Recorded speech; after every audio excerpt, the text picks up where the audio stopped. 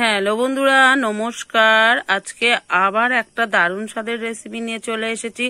আশা করছি আজকের রেসিপিটা তোমাদের খুবই ভালো লাগবে। ভালো লাগলে অবশ্যই লাইক, কমেন্ট, শেয়ার করবে। আর যে সকল বন্ধুরা এখন আমার চ্যানেলটাকে সাবস্ক্রাইব করনি, অবশ্যই সাবস্ক্রাইব করে নিও। আর আমারই ফ্যামিলির একজন সদস্য হয়ে যাও। আমার ফ্যামিলিটা যতই বড় হবে আমার কিন্তু ততই ভালো লাগবে। তাহলে চলো আজকে দারুণ স্বাদের রেসিপিটা শুরু করা যাক। দেখো, এখানে কিন্তু আমি দুটো বড় সাইজের পাকা আম কেটে নিয়েছি। আজকে কিন্তু পাকা আমের পাটিসাপটা বানিয়ে দেখাবো। খেতে কিন্তু বন্ধুরা খুবই অসাধারণ হয়। বানানো যতটাই সহজ, খেতে কিন্তু তার চেয়েও বেশি সুস্বাদু হয়। তাহলে চলো দেরি না করে রেসিপিটা শুরু করা যাক। সবার প্রথমে কিন্তু আমি একটা মিক্সার জার নিয়ে নিয়েছি। জারের মধ্যে কিন্তু আমি আমগুলো, কেটে রাখা আমগুলো সব নিয়ে নেব।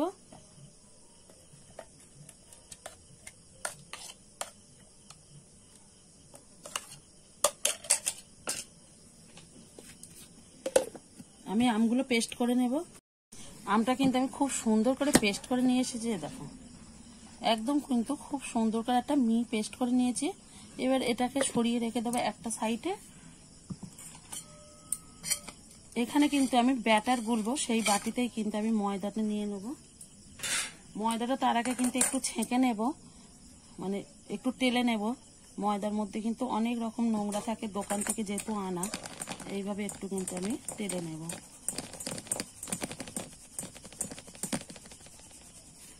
দেখেছো কিরকম ডালা ডালা, একটু আমি হাত দিয়ে ভেঙে নেব।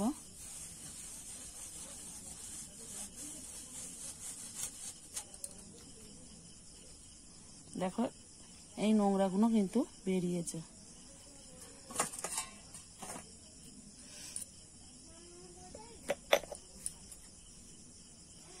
পরিমাণ মতো একটু লবণ দিয়ে দিলাম।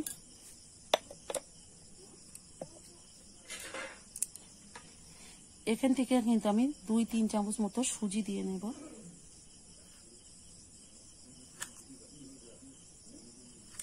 আর 1 চামচ দিয়ে দিলাম। এবারে এখানে আমি অল্প করে চিনি দেব। খুব বেশি এখানে কিন্তু মিষ্টি দেওয়ার দরকার নেই। আর দিয়ে দেবো আমের এই পাল্পটা।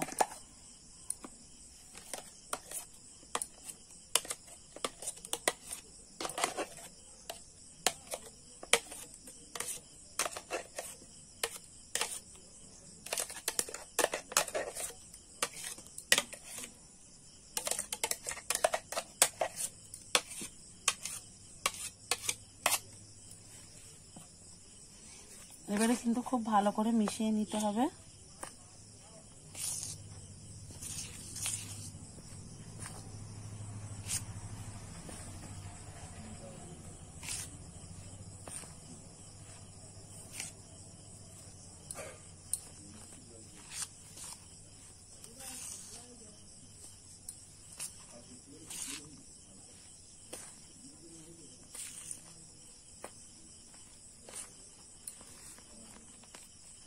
ভালো করে দেখো আমি কিন্তু মিশিয়ে নিয়েছি। এবারে কিন্তু আমি একটু দুধ দিয়ে দেব। এটা কিন্তু আগে থেকে জাল করা দুধ, আর ঠান্ডা করেও নিয়েছি। এবারে ভালো করে কিন্তু আমি মিশিয়ে নেব।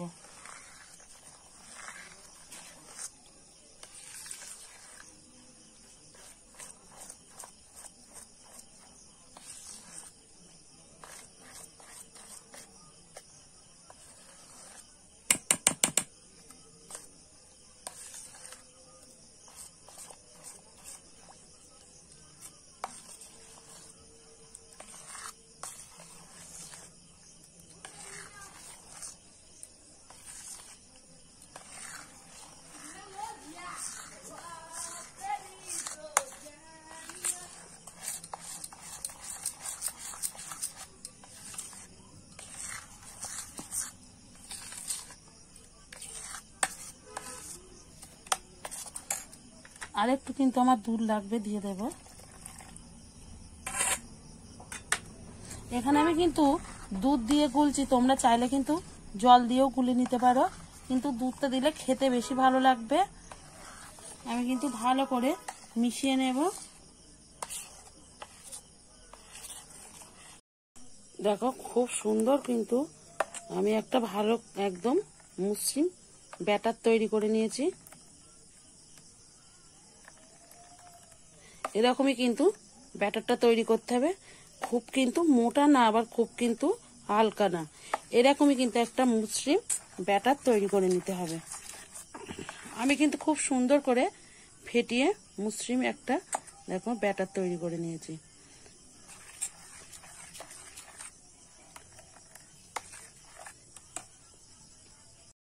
আমি কিন্তু গ্যাসটা ধরিয়ে কড়াই বসিয়ে দিয়েছি। কড়াইয়ের মধ্যে কিন্তু আমি সুজিটা দিয়ে দেব। আমি কিন্তু আজকে সুজি দিয়ে পুরটা তৈরি করব। সুজিটা আমি একটু হালকা করে ভেজে নেব যাতে কাঁচা গন্ধটা কেটে যায়। সুজিটা কিন্তু আমি হালকা করে ভেজে নিয়েছি, কাঁচা গন্ধটা চলে যাওয়ার মতো এরকমই কিন্তু ভাজতে হবে, বেশি লাল করলে কিন্তু হবে না।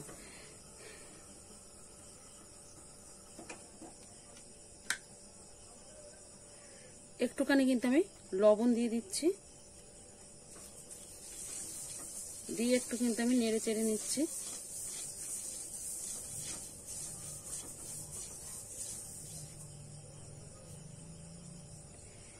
এবারে আগে থেকে জাল করা দুধটা কিন্তু আমি দিয়ে দিলাম। এবার আমি নেড়ে নেব।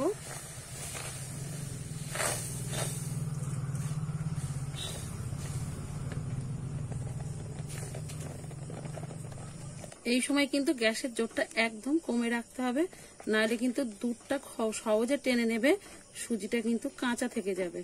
একদম এই সময় কিন্তু গ্যাসের জোরটা একদম আস্তে রাখতে হবে, আর উনুনে করলে কিন্তু উনুনের জোরটা একদম এই সময় কমিয়ে দিতে হবে।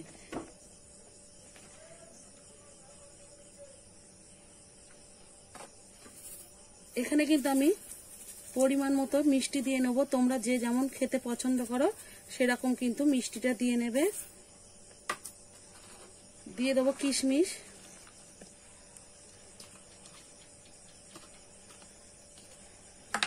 আর দিয়ে দেবো একটু নারকেল কোড়া। এবার ভালো করে মিশিয়ে নেব।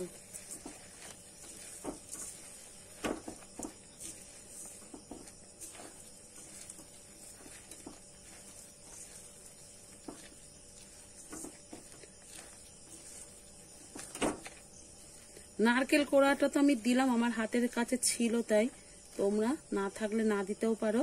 আর এখানে কিন্তু আমি শুধু কিশমিশ দিয়েছি, তোমরা চাইলে কিন্তু একটু কাজু বাদামও দিতে পারো। এইভাবে কিন্তু আমি নেড়ে চেড়ে পুরটা কিন্তু সুন্দর করে তৈরি করে নেব। দেখো আমার পুরটা কিন্তু খুব সুন্দরভাবে রেডি হয়ে গেছে। এবারে কিন্তু আমি পুরটা নামিয়ে নেব। আর যেহেতু সুজির পুর নিচে রাখলে কিন্তু আরো অনেকটা টাইট হয়ে যাবে। এবারে আমি কিন্তু একটা পাত্রে নামিয়ে নেব। প্যানটা কিন্তু আমি বসিয়ে দিয়েছি, প্যানটা কিন্তু গরম হয়ে এসেছে হালকা।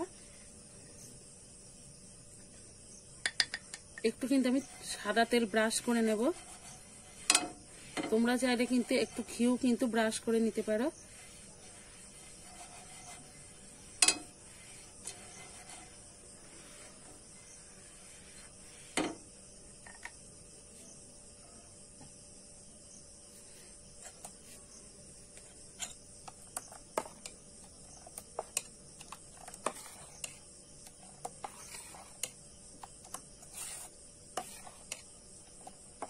ব্যাটারটা আমি একটু দেখো এইভাবে কিন্তু আবার নাড়িয়ে চাড়িয়ে নিচ্ছি।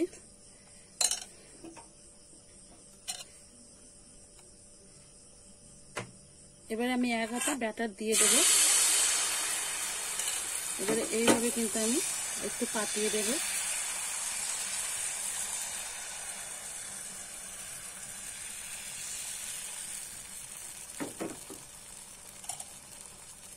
আমি ওপরটা একটু শুকনো শুকনো হয়ে আসলে তারপরে কিন্তু আমি পুরটা দেব। ওপরটা কিন্তু খুব সুন্দরভাবে সিদ্ধ হয়ে গেছে। এবারে যে সুজির পুরটা করে রেখেছিলাম আমি ঠিক এরকম মধ্যিখান দিয়ে দেবো। আর পুরটা কিন্তু একটু বেশি দিলে খেতে বেশি ভালো লাগবে। এবারে কিন্তু আমি এক সাইডে কিন্তু মুড়ে নেব।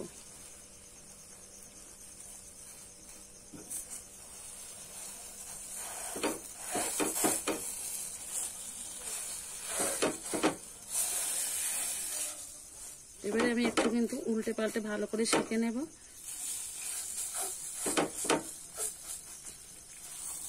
দেখো এটা কিন্তু আমার একটু গ্যাসের জোরটা বেশি ছিল বলে কিন্তু একটু দেখো এরকম কালচে ভাব হয়ে গেছে। তোমরা কিন্তু গ্যাসের জোরটা প্রথম থেকেই কমে রেখে করবে, তাহলে কিন্তু এই কালচে ভাবটা আসবে না। এবারে তুলে নেব।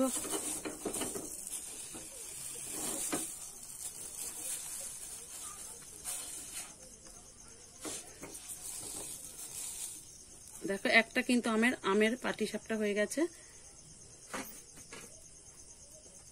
আবার একটু তেল ব্রাশ করে নেব।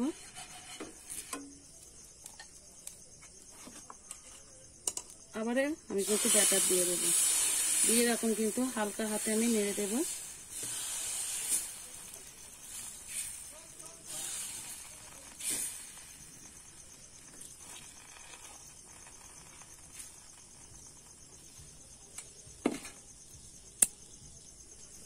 খুব সুন্দর কিন্তু ওপরটা সিদ্ধ হয়ে এসেছে।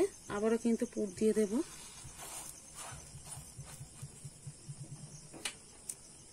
এবার এক সাইড দিয়ে কিন্তু এরকম মুড়ে নেব।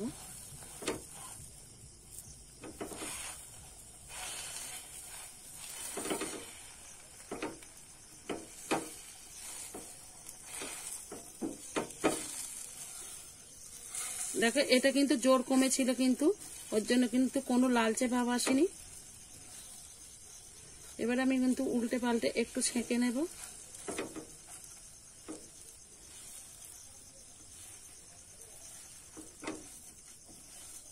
আবারও কিন্তু একটা পাটিসাপটা হয়ে গেছে। এইভাবে কিন্তু আমি একইভাবে কিন্তু আমের পাটিসাপটাগুলো সব ভালো করে বানিয়ে নেব। এটা হলেই কিন্তু আমার সব আমের পাটিসাপটা রেডি হয়ে গেছে। পুরটা কিন্তু আবারও মধ্যখানে দিয়ে দিলাম। এবারে কিন্তু দেখো হালকা হাতে কিন্তু মুড়ে নিতে হবে।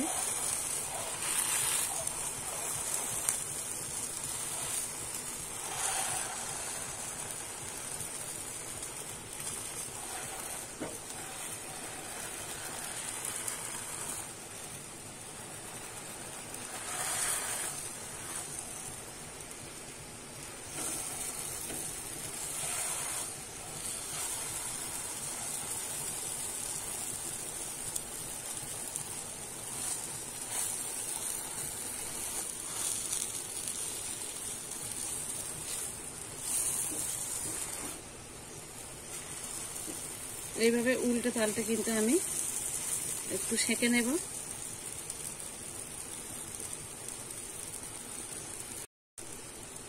তাহলে কিন্তু আমের পাটিসাপটা কিন্তু আমার সব কটা কিন্তু রেডি হয়ে গেছে।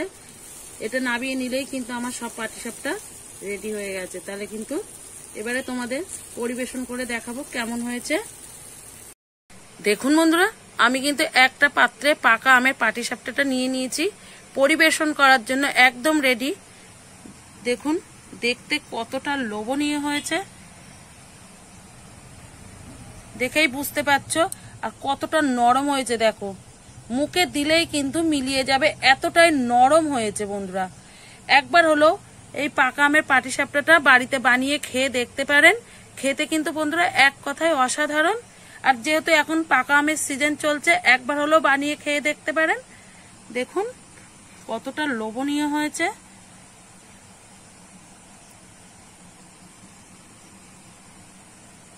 একবার হলো বাড়িতে বানিয়ে খেয়ে ফেলো পাকা আমের পাটিসাপটা। তাহলে আজকের মতো রেসিপিটা এখানেই শেষ করছি। আবার নতুন কোনো রেসিপির সঙ্গে দেখা হবে। ততক্ষণে ভালো থাকবেন, সুস্থ থাকবেন, সাবধানে থাকবেন। অবশ্যই বাড়িতে একবার বানিয়ে খেয়ে দেখতে পারেন। ভালো লাগলে অবশ্যই একটা লাইক করে দেবেন।